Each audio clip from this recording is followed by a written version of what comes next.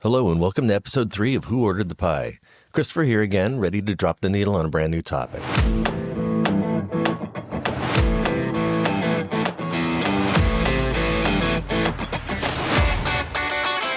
Sometimes the biggest stars weren't in the spotlight, they were singing just behind it. Backing vocals may not get the credit, but they often carry the harmony that makes a song unforgettable. So today we're pulling back the curtain on voices hiding in plain sight. Those superstar cameos blended so seamlessly into the mix you might even realize that they're there. You may not notice them at first, but once you hear them, you can't imagine the song without them. And hey, if you like to sip along while you listen, this week's cocktail recipe is waiting for you right there in the episode description.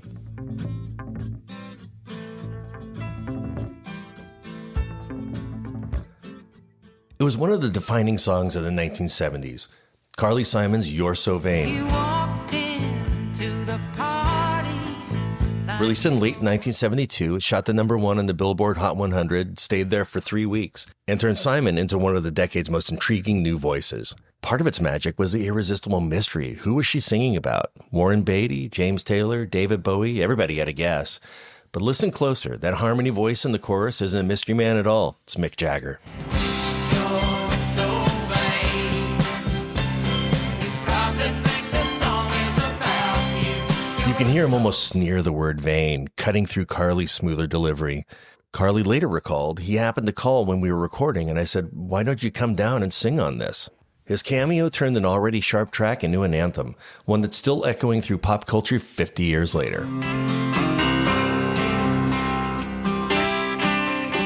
That opening riff of Peter Wolf's Nothing But the Wheel could almost be a Rolling Stones riff, loose, soulful, and just a little dangerous.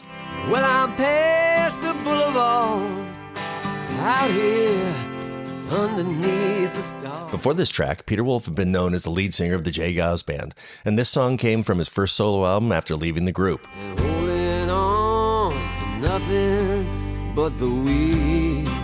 Wolf's voice is clipped and straightforward, but the long, smooth harmony underneath, that's Mick again, strutting into the background. Staying clear of the interstate, I'm seeking out those old two lanes. Wolf said, Mick just came in, no fanfare, he was a friend and he wanted to help me out. Not a hit, but it's a hell of a song. Once you know it's Jagger, you can't miss it. I've been trying to drive you off my mind.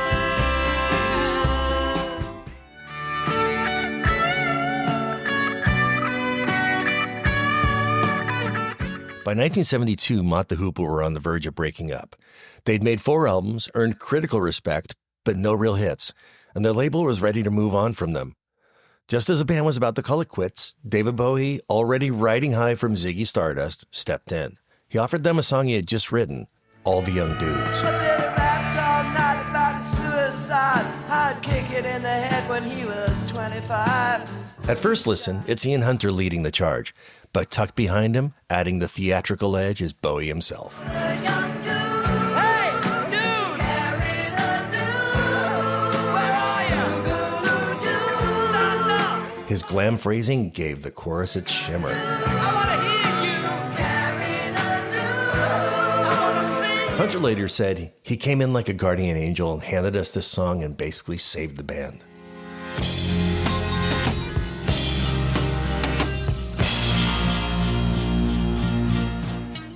By 1975, David Bowie had left behind his glitter streak Ziggy persona and was chasing a new sound. Something slicker, funkier, more American. He found it in New York, where he crossed paths with John Lennon. The two hit it off instantly, trading jokes, riffs, and late-night ideas in a Manhattan studio. Before Young Americans hit the airwaves, Bowie teamed up with Lennon for what started as a jam session and ended up one of Bowie's most iconic singles.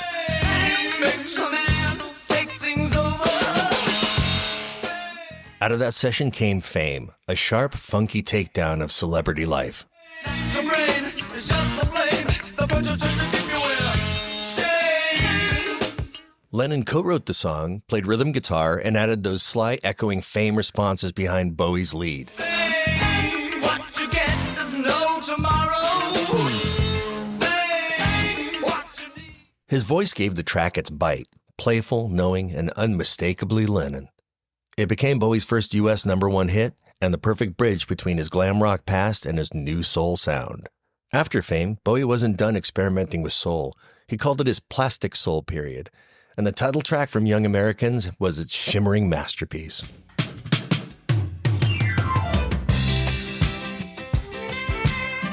The song sounds massive, layered, joyful, full of gospel fire.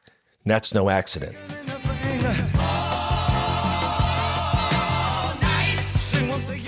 Up in the high harmonies is Elton John, whose voice adds sparkle on the top end, but the real secret ingredient is the young Luther Vandross, who not only sang backup, but arranged the silky vocal layers that made the chorus soar.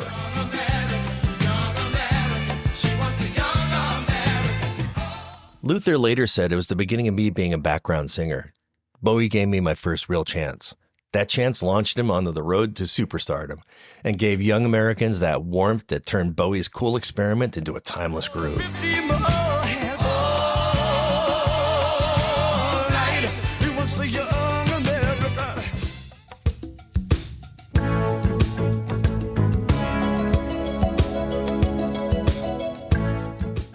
By the early 80s, studio musicians were ruling the charts, and few tighter than Toto. They were the band behind everyone from Michael Jackson to Steely Dan. Then in 1982, they finally had a hit of their own. I hear the drums echoing tonight, and she hears only whispers of some quiet. Africa became Toto's first and only U.S. #1 hit, a lush, dreamlike anthem that's as mysterious as it is catchy.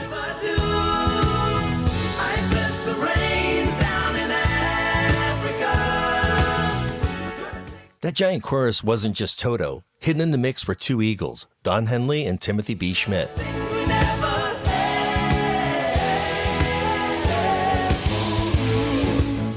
Their smooth blended harmonies filled out that massive sound wall without drawing attention to themselves, the hallmark of a perfect backing vocal.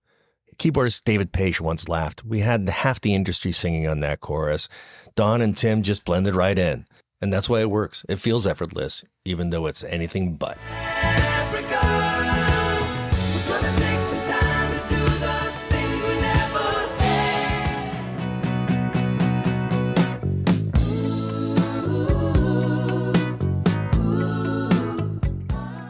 In 1978, Walter Egan's Magnet and Steel became one of those soft rock gems that feels like it drifted out of a dream. Now I told you so, you ought to know.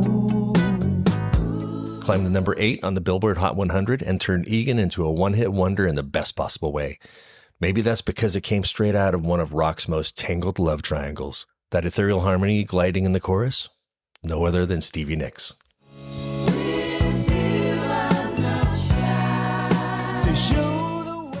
Egan later said, "For a short time at the end of 1976, Stevie and I were together, and the story of Magnet and Steel is somewhat contained therein." For you are a magnet, and I am Steve. So Egan wrote a love song about Stevie, Stevie sang on it, and Lindsey made it shimmer. As Egan later put it, Stevie inspired it, Lindsey produced it, the irony never got lost on me.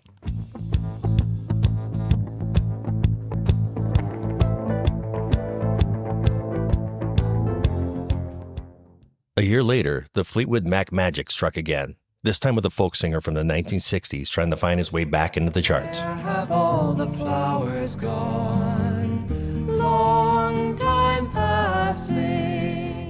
That's Jon Stewart and its Kingston Trio days, pure coffeehouse serenity. But by the late 70s, his folk sound had gone out of fashion. Then along came Stevie and Lindsey. Go down in the California town. People are in for the evening.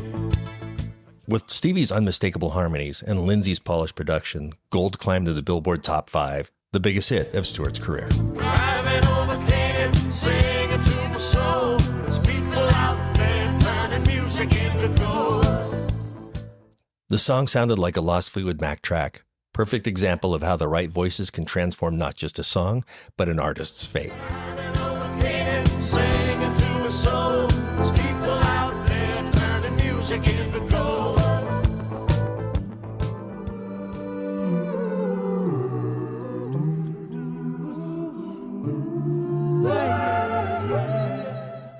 Some collaborations never show up on the label, but you know them the second you hear them. Ever I call you friend, I begin. It sounded like pure Kenny Loggins, but that luminous harmony in the chorus belongs to, you guessed it again, Stevie Nicks. I see myself within your eyes, and that's all I need to show me what.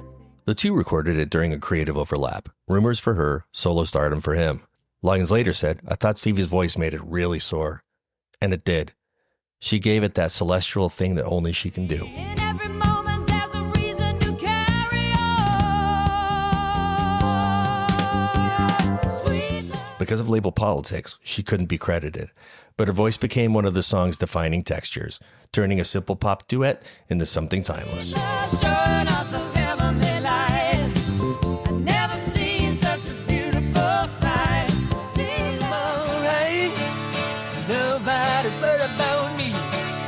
Why you got to give me a In the summer of 1980, Kenny Loggins was recording I'm All Right for the Caddyshack soundtrack, a song that would become one of his signature hits. Released in July of 1980, it climbed to number 7 on the Billboard Top 100, giving Loggins his first solo top 10 single. Don't nobody worry about me. You got to give me a fight. Why don't you just let me be? In one of those sessions, a familiar voice wandered into the studio next door.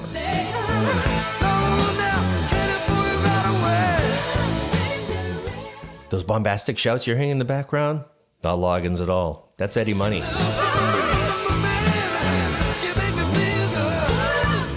Money later said, I sang the bridge on that. We were label mates, and the guy never gave me the credit. Loggins later confirmed in his memoir, Still All Right, that he was in the studio next door and came in to sing the line. He never got credit for it, and I've always felt bad about it. Those sessions were a party, total chaos, but that's how Caddyshack was born. Perfect example of how musical chemistry can happen in an instant and sometimes go completely unnoticed.